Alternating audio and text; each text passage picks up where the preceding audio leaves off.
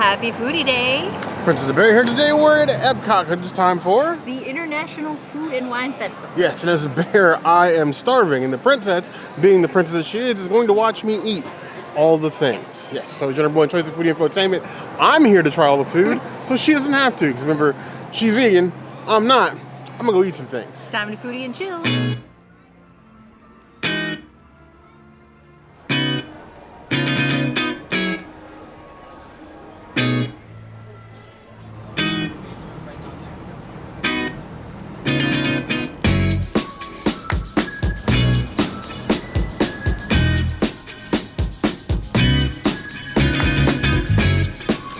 Here we have the Rodizio-style beef skewer.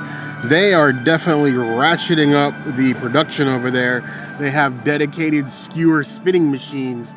I swear the princess's eyes lit up because if she get one of those at home, to cook her tofu skewers, it'll be over. Or juicy marbles. Yes, we need a bigger kitchen and fancier gadgets. But you guys came for the beef. Have beef with Disney, just don't have beef with me. I'm mean. Nice, thick, juicy pieces of beef with a chimichurri on top. You got some like mashed potatoes and some other veggies here on the bottom, but you come for the skewer. Rodizio-style. Rodizio. Now, when they say beef, they aren't kidding because I have beef with this skewer. That is a thick chunk. I tried to bite that in half on all of my little bear strength. I couldn't. I just had to eat it whole. And it was quite the chew. Not as tender as expecting, but it's still a flavorful, well-seasoned piece of beef. If you're looking for something substantial, something that's going to fill you up, this thing is heavy. Heavy. And it's tasty. Is it spectacular? I feel like the cut of beef could have been a little bit better, could have been a little bit more tender. But if you're craving a beef skewer, they got you. It's definitely flavors from the fire. It just doesn't set my heart on fire, if you know what I mean. I give that 3.25 out of 5 plus.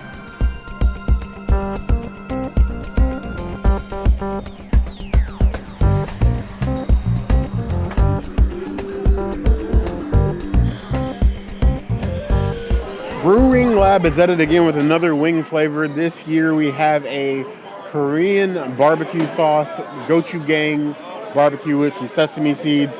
Yes, they still have the unnecessarily spicy wings with the Carolina Reaper, but I have suffered enough. I want joy in my life, not pain. If I wanted pain, I would just go stand outside.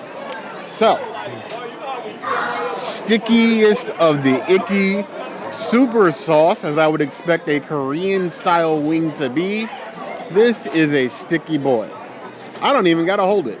That's just the stickiness, mostly. It's a very thick breading, which does serve to soak up the barbecue sauce rather well, which is probably why they're so sticky. The gochujang is spicy, but it's a slow heat. It builds. Like most of the wing flavors here, as you eat more, the spicier it's going to get. Right now, it's a 3, creeping up to a 4. The barbecue sauce is good. The chicken is okay. The breading is a little thick for my taste, but as far as it goes, it's a good wing sauce, standard wing. I would give it 3.5 out of 5 plus.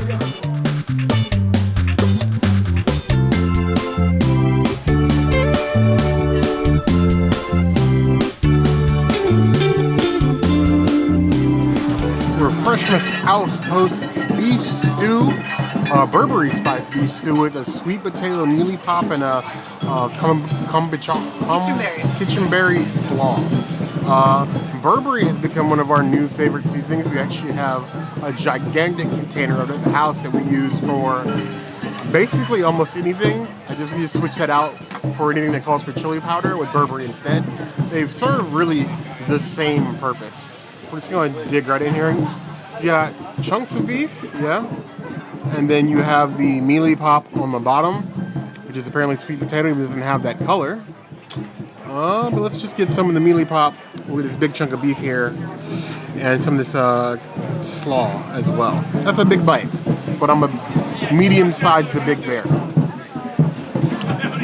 The Berbere-spiced actually pairs rather well with the sweet potato mealie pop. The beef, shredded, like falls apart in the mouth. and then what I thought was going to be like piping hot, because I did burn my thumb carrying it because of the unpredictableness of Florida weather. It's already cooled off enough for me to eat it without burning myself or blowing on it. It is definitely a dish I say to wait till it's either the sun has gone down or it's cold, if it ever gets that way before the festival is over. But it actually has a really decent flavor to it. If you're craving a beef stew, and I don't know who is in 90-degree weather, but if you're craving it, it is here, and it actually tastes kind of good. I would give it a solid 4 out of 5 points.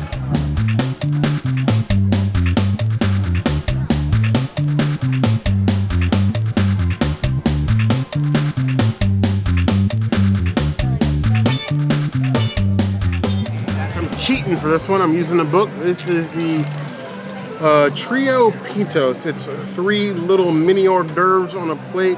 It's given tapas of tapas, like miniature style. It feels like something that I would sit at a nice wine bar with a nice view of a river or a lagoon somewhere. So I have these Jamón croquettes, their version of a pan con tomate, and then a tortilla, a Spanish tortilla with an unnamed sauce. Had something similar to this. Never had anything like this. So we're gonna try this first. You have this little Spanish tortilla. It looks more like a Spanish cake with the thickness and the layers. But it's interesting looking, and we like interesting. That tortilla de España is basically like a bunch of like super thin layered potatoes with a tangy sauce. It's very interesting. Very light, very delicate, almost lighter than like, think like the consistency of like baklava. That's like the consistency of like the layers in between. A little bit more dense though, since it's like potato, but very interesting. I would give that 3.75 out of 5 claws. Here we have a little mini pan con tomate. After recently having a Leo at Disney Springs for magical dining, will this stack up?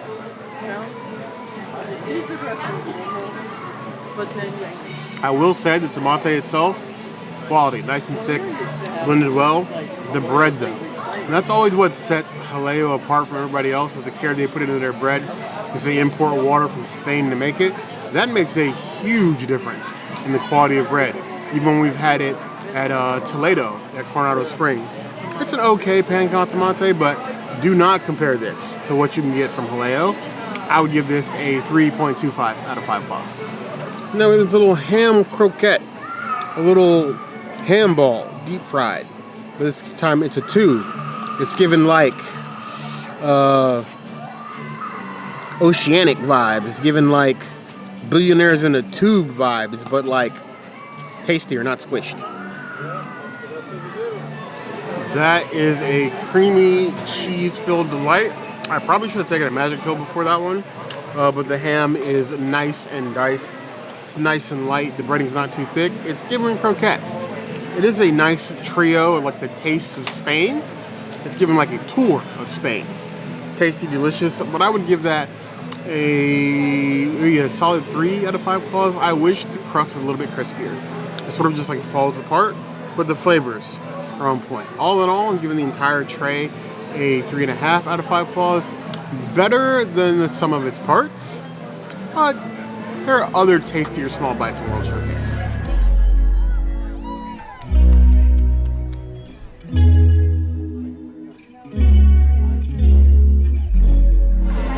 Here we have the Paella Caldoso. So this is basically a shellfish-based paella.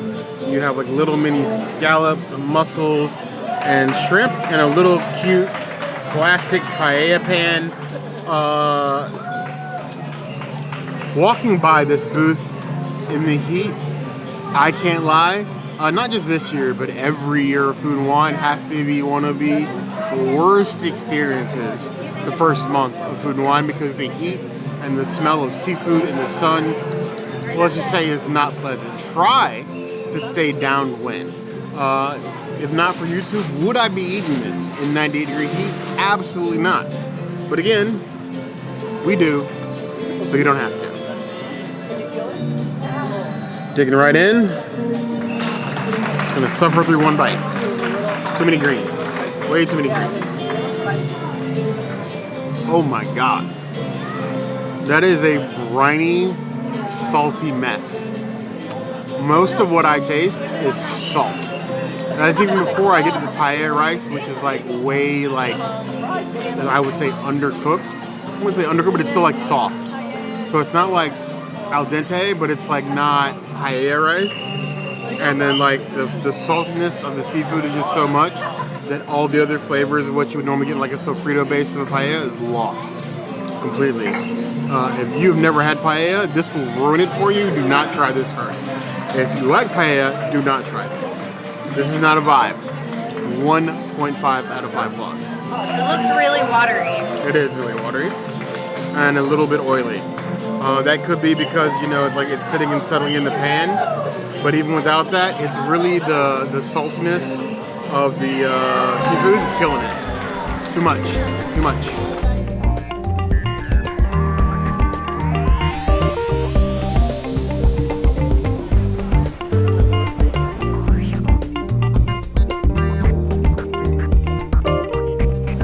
So a 4-cheese tortellini from the Italy booth, run by Patina Group. Now, Patina Group, other than the way you treat your employees, we've heard feedback from both the New York Italians and the New Jersey Italians. They're not impressed with your booth. I'm hoping you've improved this here. We haven't tried it yet, so we don't know. But I'm giving you a chance to break my heart all over again. This 4-cheese tortellini with the marinara sauce with a little bit of chili oil, so maybe a little spice to it. Now it could be because I'm dead inside. I just check no spice. The tortellini itself, tad undercooked. Sauce is okay. It's nothing that's gonna win any awards, but it is, I think, better than the marinara sauce has been in the past. Maybe the chili oil adds some complexity that I'm picking up, and because I don't pick up the heat. If you're really craving pasta, you have some, but I think there's other dishes that could use your attention. This one to me is probably a skip. 2.75 out of 5 plus.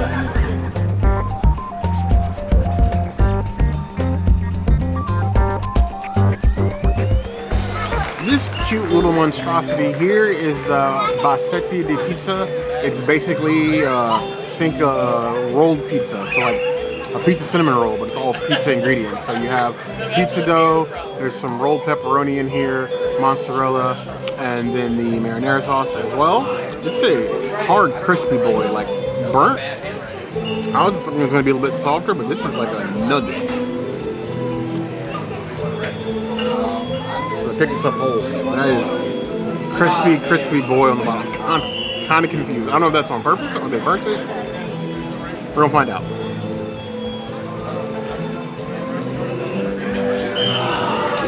I don't feel like the burnt crispy bits are on purpose, because like the center of the Bassetti is like really soft and makes sense for something that's going to be rolled like that, almost like a rolled pizza pastry thing, like a softer calzone. But like the edges of this are so rough, it feels like it's just been sitting under a heat lamp for a while. And other than that, it's just mozzarella, marinara sauce, and the pepperoni. There's really nothing else to it. I'm not getting additional flavors, and the pepperoni, frankly, is a little dry. Cheese, the mozzarella, it's okay. It's melted. Mozzarella will hold up to being melted several times over, but frankly, I'm just not vibing. There's a pizza window. You can just go get pizza from Via Napoli. I don't understand why you'd want this, honestly. Well, Via Napoli is a restaurant. Pizza window is run by Disney, so... You're probably gonna get better food at the pizza window. I'm gonna give this 2.75 out of 5 claws. Not a vibe.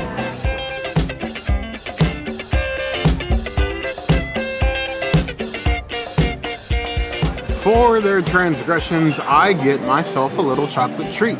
You got the chocolate Puma. It is chocolate mousse with a caramel sauce, espresso with cream here on the top, and then little bits of puffed rice. It is pretty, at the very least. You can see like the little layers of the mousse in here. You got caramel sauce on the bottom and on the top.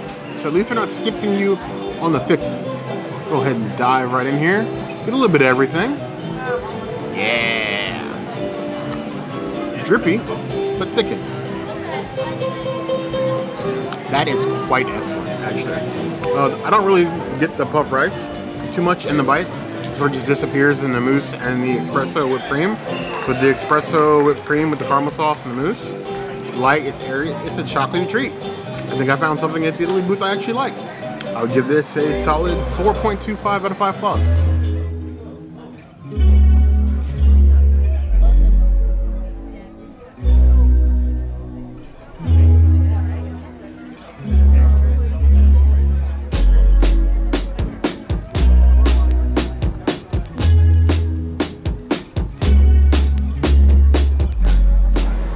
This is the festival-specific huckleberry funnel cake. You have the funnel cake with some huckleberry ice cream, a little powdered sugar topping with the whipped cream, because I'll be your huckleberry. Then dive in, take the smallest of pieces, get all the cake innards, small to that, small to that. It's a pretty one, I'll give them that. It takes that balance of hot and cold from the ice cream and the funnel cake, and then adds that sugary sweetness of like the sugar crystals on top and the syrup. To me, this is a shareable portion, but don't let me define your vacation. If you want to finish this on your own, by all means, go ahead and do it. It's interesting, but I find the sugar crystals to be a little bit off-putting. I would give it 3 out of 5 plus.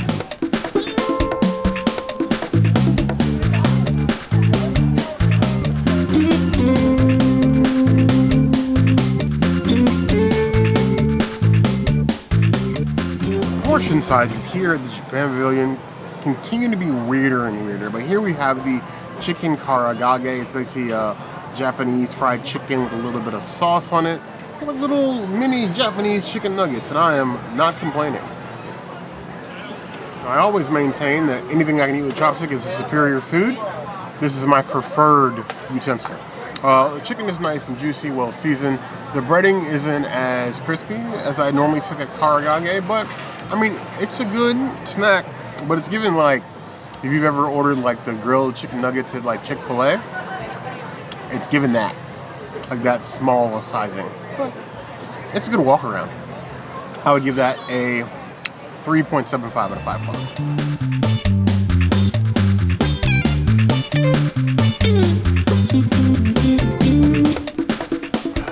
Beloved chicken bun, a nice chicken teriyaki bun here. This one was also steaming hot. Here you see all the skin ripped off in the paper of me trying to get it out. But, delicious, saucy. There's even a little couple of veggies in there, some peppers and whatnot. Chicken's nice and minced. It is a nice condensed bun. It's not like some hollow cavern of like depleted wishes or anything like that. It is delicious. I would give that 4.5 out of 5 plus. I would like 2 or 3 more, please.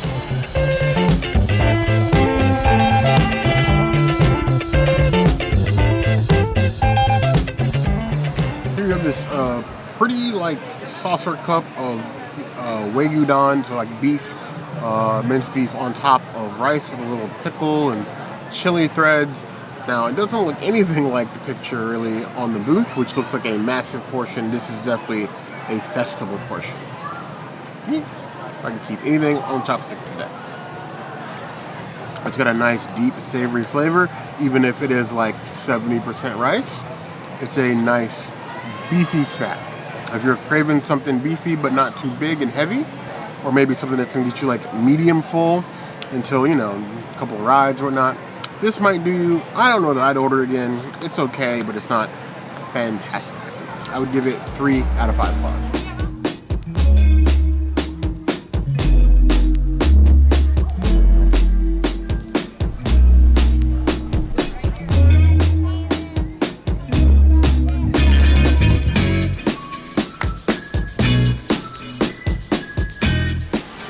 Straight out of Greece, like some sort of wrap album cover, we have the griddled cheese covered with a little pistachio and honey as well. It's a cheese lover's dream, and it also is part of the fromage adventure for this year. Even though it's a returning item, vegetarians, I got a rep for you sometimes. The pistachio as well. Deliciously savory, perfectly cooked cheese. The pistachio with the honey is actually a nice balance of like earthy sweet that matches well with like that sort of like sour cheese flavor. I think it's like the perfect grilled cheese without the nonsense bread. The bread's just an excuse anyway. You really want the cheese, and this is like the perfect thing. And it's a great walk around snack. I would give this a 4.25 out of 5 claws. Get cheesy.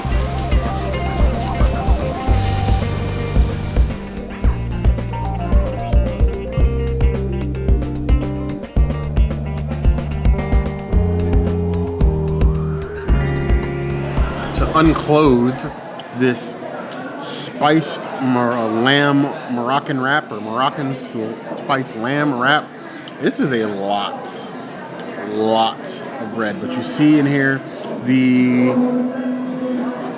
it's the same amount of lamb that used to be in the skewers. It's just covered in like the cucumber, onion, tomato, and the tzatziki sauce that's in here, but like it's just wrapped really fat. It's really no different than the skewers you used to get before, just obviously with a lot more bread and falling out the bottom like somebody stuck a hole in it. Let's take a bite before it all escapes. I'm liking the sauce to wrap ratio, but I wish there was more lamb on the inside to balance it out. It feels like 65% wrap and then like 20% lamb and the rest is sauce and filling. And you're just not getting enough lamb. So the lamb flavor is there, but it's so in the back end, it's almost like an afterthought. I expected more. I'd give it 2.75 out of 5 claws.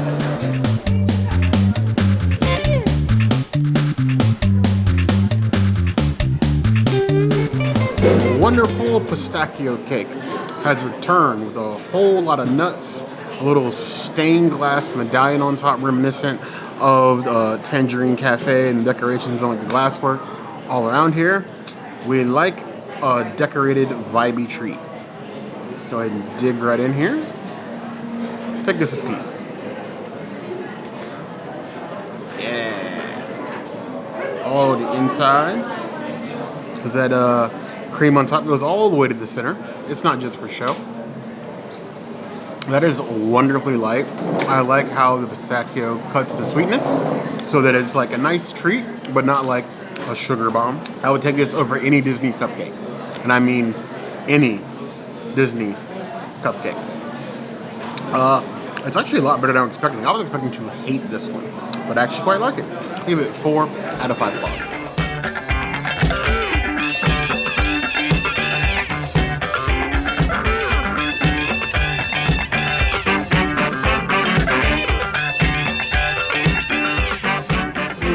Wonderful little balls of cheesy bread from the Brazil booth. This is one of the new items for this year. We've had this sort of bread other places before, but it's also part of the fromage trail or crawl here. So come get your cheesy bread item. And I'm thinking you're feeling kind of generous because a whole 3? I was expecting at best 1 or 2.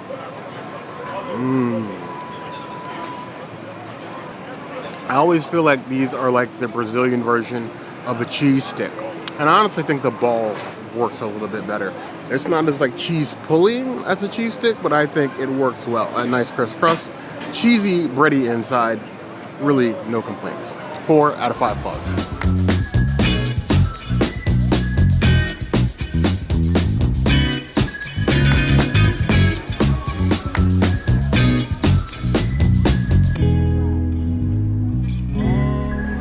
One thing the France Pavilion is never going to skip, it's going to be bread and cheese, and sometimes they'll do both. When I say sometimes, I mean basically all the time. So this year we get a brand new brioche with cheese.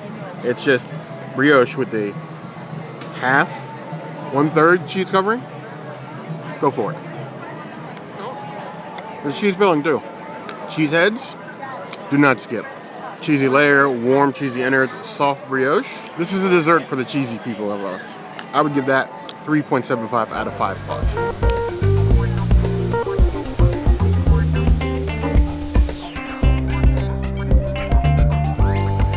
It was Chef de France who introduced me to escargot, period.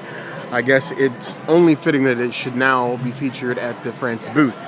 But instead of like escargot in a like buttery little serving dish, you get escargot nuggies. You just get like escargot inside of a nice little bread basket. And then you have the little buttery dipping sauce here on the side. Interesting. Give it a nice dip. People want to see. You don't want to see us. You just want to see things dipped in things. And I understand. So do I. I was not expecting that to be so good. It's nice like croissant crust around it. It's nice and fluffy. And you just have escargot sitting right in the center. Escargot is a very strong flavor.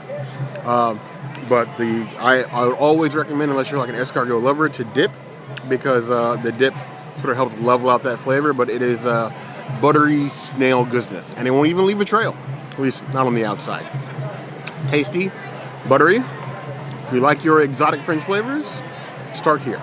4 out of 5 claws.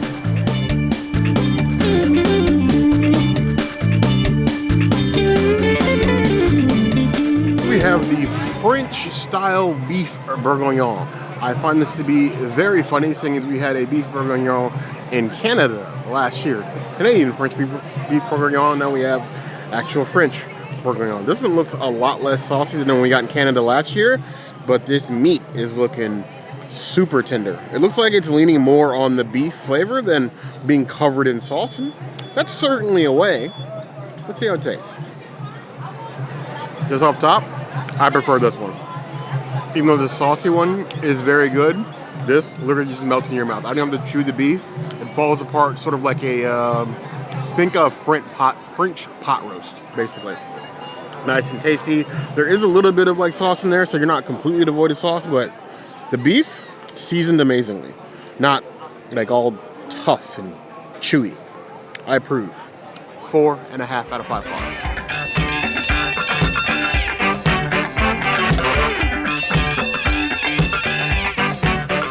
Here we have a nice creme brulee. Disney has been stretching the definition of creme brulee at its restaurants a lot over the past year. Things that are creme brulee adjacent, but don't really look or eat like creme brulee. This nice French cracky top creme brulee, this is what I expect.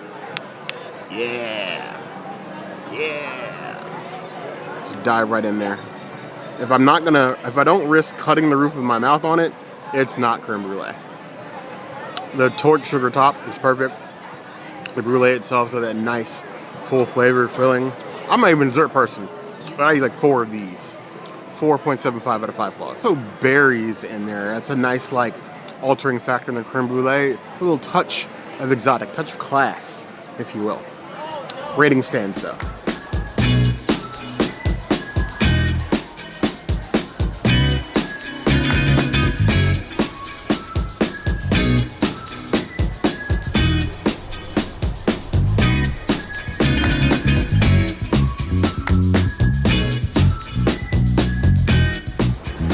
I was trying to remember everything that was in this massive hunk of sandwich, but this is the stracciatella sandwich with mortadella, prosciutto ham, sun-dried peppers, arugula, stracciatella cheese, false squash, mortadella, pistachio pesto on warm focaccia. So a lot of very long words on a sandwich. To make it short, it is a thick piece of the focaccia.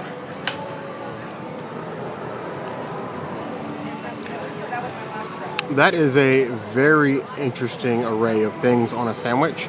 It basically tastes like a fall harvest of veggies with ham on bread. Nice fresh focaccia. So it comes off very light. I was worried actually that the focaccia was going to be like too dense and heavy, but it's very light. So lets prosciutto shine through, and then when you have the cheese and peppers and everything else, it tastes like I just ate forest. I would give this a 4 out of 5 claws. This is much better than I thought it was going to be.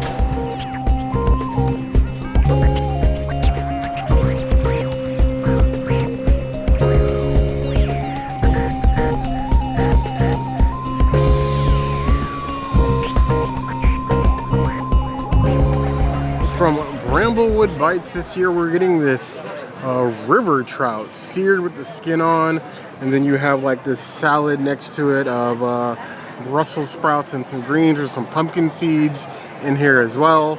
Go ahead and dig right in here. There's also a little puree on the bottom, but we're here to try the fish first. Just try to get a little of that skin as well, maybe. possibly. I guess we're getting more skin than we planned on. It's definitely a very ishi fish, but the greens sort of help ground it. And, you know, this puree in the bottom. It's cooked rather well, nice and flaky. The skin, like fish crackers. It's even a little crunch in there. The pumpkin seed are a nice little touch as well. I'm very hesitant about seafood during food and wine. We get a lot of it. It's always very, very hard to eat in the summertime. This one, I don't mind so much. It's tasty, little light salt, but it's still letting the fish be fish. You might need a breath mint afterwards, but I think it's a worthy dish. Give that 3.75 out of 5 claws.